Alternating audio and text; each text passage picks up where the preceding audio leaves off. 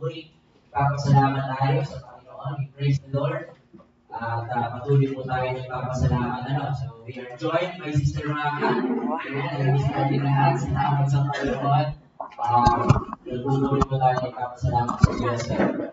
Privilege din po para sa akin na magbahagi po ng salita ng Panginoon sa atin. So, pagsaluhan po natin ang salita po ng Panginoon. So, para po dito mga pinakahal kong kapatid, pumatin po natin ang ating pong Biblia sa aklat po ng Genesis chapter 3, verse 15. Ito po ay isa lamang po sa mga aklat o mga talata na bubuklatin po natin.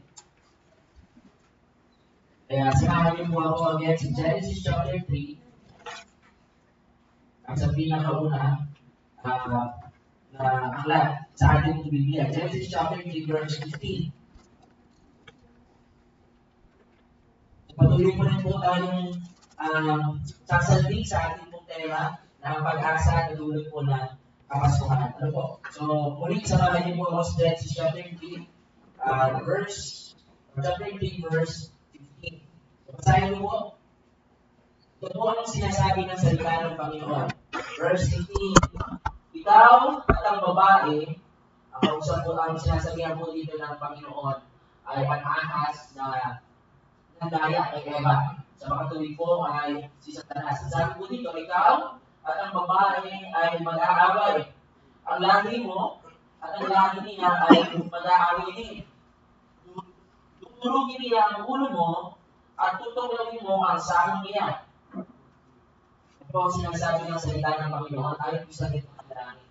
Tayo po yung aming nakilang Diyos na makapangyarihan sa lahat. Patuloy po kami lumalapit sa inyo na may pusong nagdiriwang at nagpupuri sa iyong dakilang pangalan. Sapagkat, O Diyos, ikaw po ang may akda at dahilan ng aming pong bagong buhay at pag-asa na meron po kami sa aming puso na patuloy na nagbibigay sa amin ng kapayapaan. Sabay po nito, Panginoon, kami po ay naninignood sa iyong harapan. Humihingi po, Panginoon, na ang Santong Espiritu ang siyang patuloy mong pangunan po sa amin.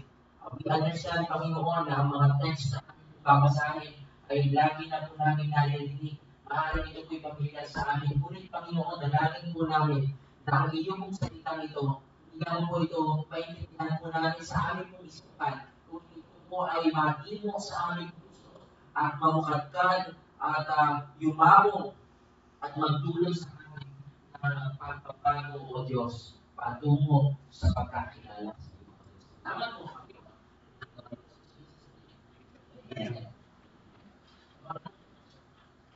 Ako po nung nag-aaral ng college, meron po kami isang professor, si Sir Alvin Colopacawal Jr. Sabi siya, nakakaroon na teacher na meron kami. Sa katunayan, maraming tao ang bumabagsak sa exam niya. Siya yung tipo na teacher na kailangan ang sagot mo ay kung ano nakasulat sa libro.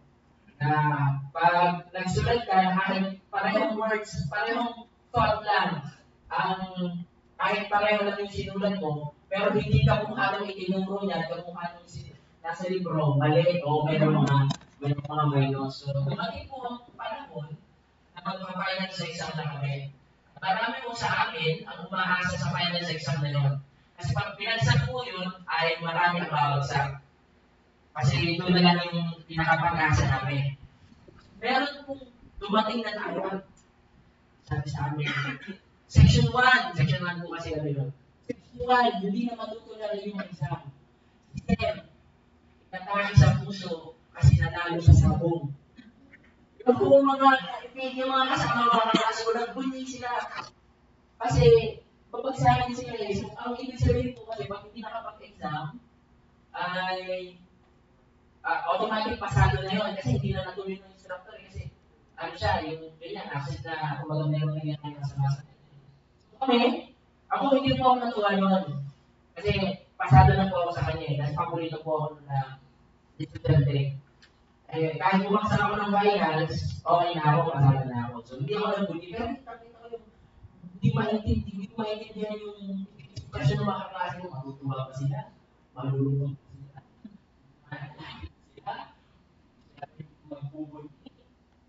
Pero sa mga,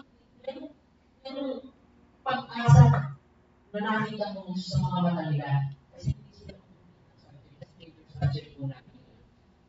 Dati si brother na yun po.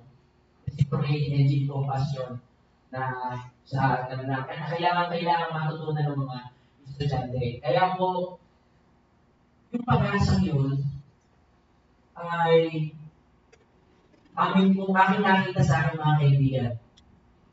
Sa gitna po ng isang mabigat na sitwasyon, sa gitna po ng isang malaking suliranin, yun po ang pinakawakan nila yung pag-asa ngayon. Bagamat medyo messed up, pero alam niyo tayo po bilang mga tao, marami po tayong suliranin.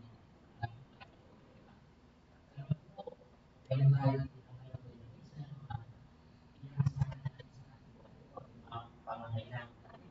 meron tayo isang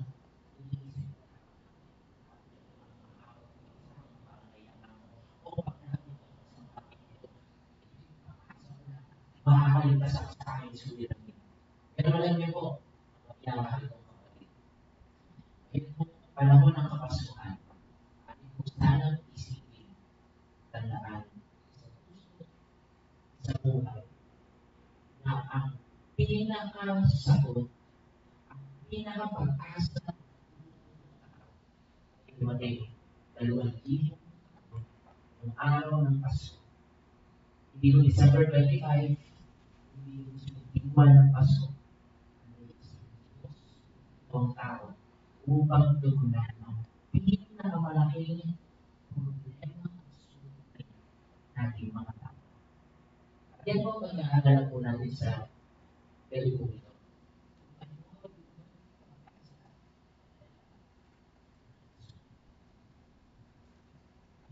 Ang ibinulot itong pag-asa sa atin. Tingnan po natin kung ano yung suliranin na tinugunan kapanganakan. At unang-una po natin yung makikita sa tagal ng ating binasa. Genesis chapter 3, in Genesis chapter 3, dito po, makikita natin ang pinaka-umpisa ng pagdating ng araw. Bigyan ko lang po kayo ng kaunting background po dito. Nawa po tayo ng Diyos, hindi po ba mga problema? Nawa po tayo ng Diyos, umasa na napakabigat na suliranin. Nawa po tayo ng Diyos, nag-isa na upang ma-experience ang kanyang pagmamahal. Nawa po ng Panginoon ang tao at inilagay sa pinakagandang tirahan upang ang saya ng buhay ay ating pong kapakasan. In turn, tayo po mga tao ay responsible, mahalin din po kami ng Panginoon. Pero ang tao po ay hindi naging kontento. Dahil po sa udyok ng kaaway, dahil po sa udyok ng Satanas, siya po ay nagkatawang ahas. At kanyang ginaya si Eva at si Adan, kaya po ang tao ay piniling magkasala at tumalikod sa pamamagitan ng pagkain ng ipinagbabawal na bunga ng pagkain ng mabuti. Ito po ang punto at umpisa ng problema po natin. Sabi nga po magsalita ko ng Tagalog ang buhay ng tao.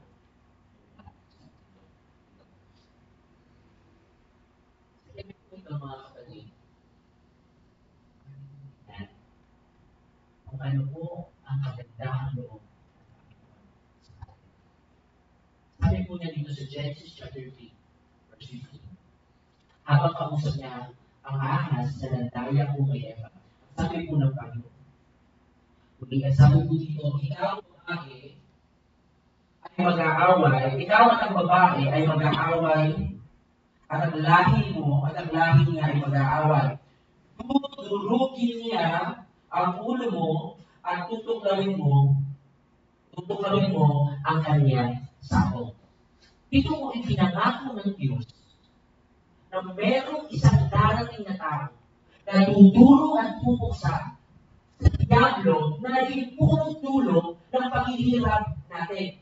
Alam niyo po kasi, nang pumasok ang kasalanan sa sanlibutan, ang kasalanan po ay lumaganap sa lahat ng tao. At sa paglaganap po ng kasalanan sa tao, ang impluensya po ng kaaway ay lumaganap din.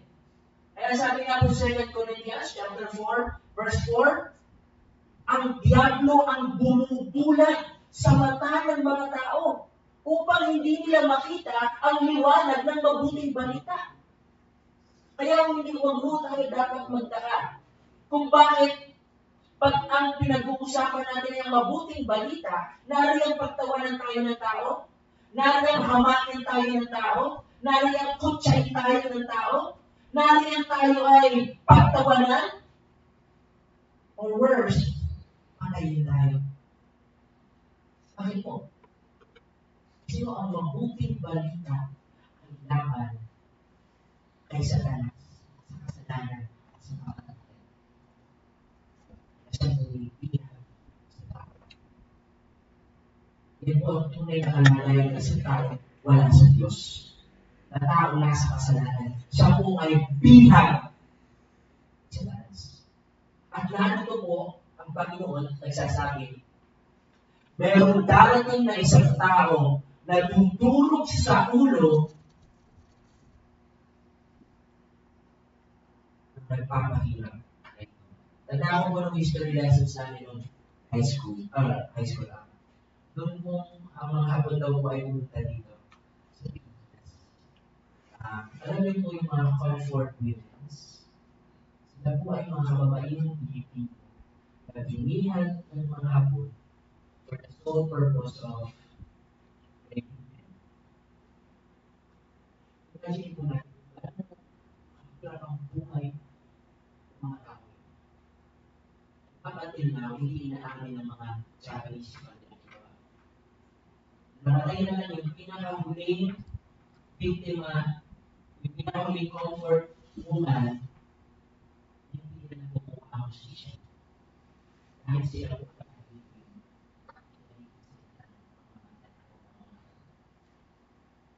pero ako dito, kailangan itong pagkakas. Ang ibang wala akong kung hindi ko umiis sa Panginoon, wala akong mapapatay. Sabi ko sa Ephesians chapter 2, verse 1, we were dead in our trespasses and sins, in which you walked in your former life, indulging in the lust of the flesh, living according the prince of the power of the air. At ito po ay umaayon lamang sa kalooban ng buhay. Wala po tayo sa Panginoon. Tayo po ay iiyak. Salamat na lamang po sa Panginoon.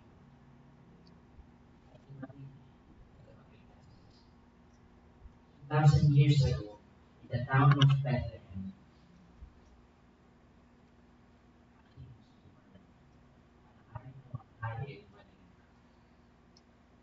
sa palasyo pinangalan. Habang yamang kahit siya ay sa ulo, habang niya siya nakapagpapalitan. Ano po? Hindi lamang po Pasko ang pag-asa natin para sa pagkatalo ng kaaway o ng diablo. Hindi ang Pasko ang pag-asa upang ang nakahalian. Uli, mga minamahal, nang lumagan ang kasalanan sa sanlibutan, ang influence ng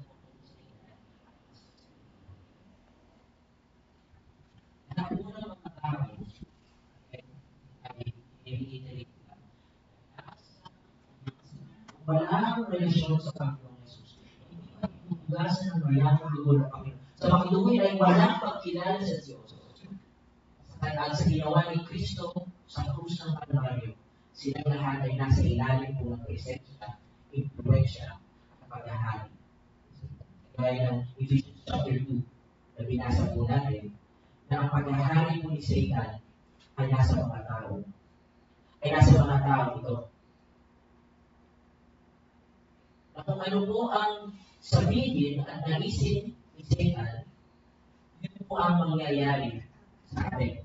Sa katunayan na sobrang laki po ng influensya ni Satan, tinawag ng Biblia na si Satan daw po ang hari ng mundong ito.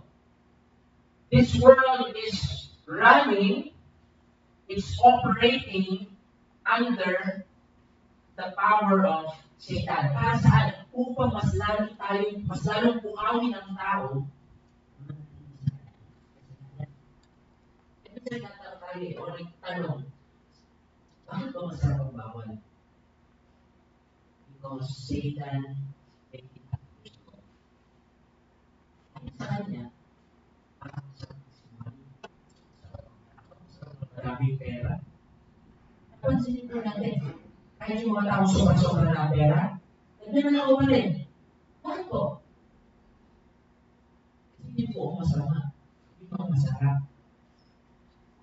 Yung gulang ni Satan, ang maraming tao upang mas magaan ang mga kamutong.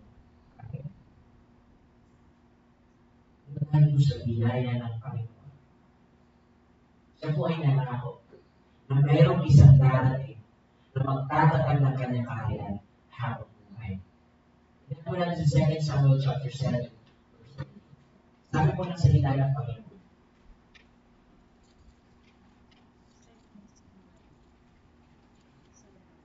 Ikalawang Samuel, talata 7, kabanata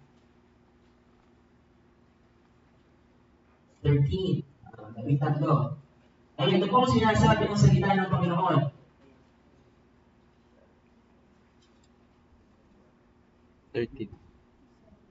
Siya ay magpapatayo ng templo para sa aking karangalan. At titiyakin ko, ang sasalita po dito ay ang Panginoon. At titiyakin ko na ang kanyang angkan maghahari magpakailanman. This is what we call the Davidic covenant o yung pangako ng Panginoon kay Hari David. Nang sabi niya, pagkatapos mo ay may tatayo mula sa lipi mo na maghahari magpakailanman. Mga minamahal ko kapatid, ang tanging pag-asa po natin mula mahango sa paghahari ng Satanas, sa paghahari ng demonyo, sa paghahari ng mundo ito, ay ang Diyos ang bumaba dito sa lupa at magtatag ng kanyang kaharian at tayo ay kanyang pagkasulit. Kaya po ang sabi ko ng in Luke chapter 1 verse 32, nandun natin ito, ano po ang sinabi po ng si Maria, kung sino daw po ang ipapanganak niya. Sabi po dito sa Lucas chapter 1 verse 32 hanggang 33. Ang sabi po ay ito, magpupunis ka at magaganap ng isang lalaki at papangalanan mo siya Jesus. Magiging dakila siya at tatawagin anak ng kataas-taasang Diyos. At ibibigay sa kanya ng Panginoong Diyos ang trono ng ninuno niyang si David. Yan po ang ating Panginoon. Yan po ang pag-asa natin. Yung darating ng Pasko, kalaya ng sinabi ko sa mga bata sa Kalibalete, sana ngayong Pasko, o yung darating ng Pasko, hindi tayo maging masaya dahil meron tayong mahabang bakasyon. O dahil may matatagal tayong regalo pagdating ng Pasko. O di kaya may bonus. Sa mga nagtatrabaho, may 13th month pay, may 14th month pay. Ngunit higit sa lahat, ating mong pakaisipin at pakatandaan na ang batang ipinanganak sa kasalan, araw ng kapasuhan, sa kanyang kapanganakan, ipinanganak.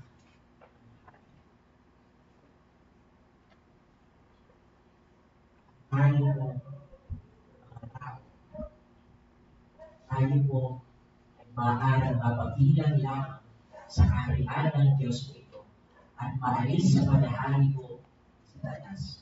Kung siya ang magiging hari sa pamagitan po ng pananampalataya, pagsisisi sa mga nagawa natin kasalanan, ito po ang talaga ng buhay po natin para sa Panginoon. Ito po ang pag-asa.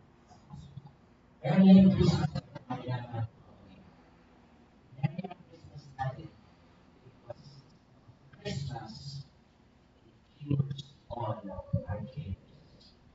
susunod natin pag-provide natin. Next week po, o bukas pa. Bukas po, pag-aaralan po natin kung paano ito ginawa. Sabi po, tayo po ang dahilan Diyos sa mga kaibigan sa lahat. Salamat po, Panginoon, sa iyong pamahalag sa akin. Salamat po, Panginoon, sa bagay.